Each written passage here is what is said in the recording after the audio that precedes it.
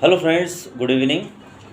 लवकरच TETची एक्झाम येते. आज आपण नवीन टॉपिक शिकणार आहे, remove too and use so that. म्हणजे आपल्याला टू काढायचं आहे आणि सो दॅट कसं वापरायचं हे आपण शिकणार आहे मित्रांनो. एक्झाम्पलवरून पाहूया. She is too old to walk. पुन्हा एकदा सांगतोय, she is too old to walk. या वाक्यामध्ये इज आलेलं आहे. मग याचं आपण जेव्हा सो दॅट करू तेव्हा she is so old that she can not walk.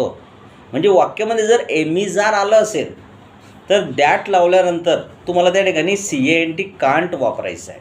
दुसरं वाक्य, he was too old to run. Past tense मित्रांनो, बारीक लक्ष द्या. He was too old to run.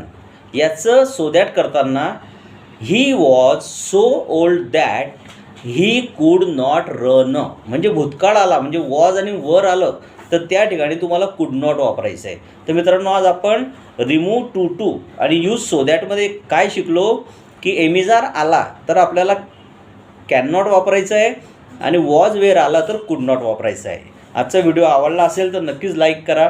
Thank you. Jai Sadhguru.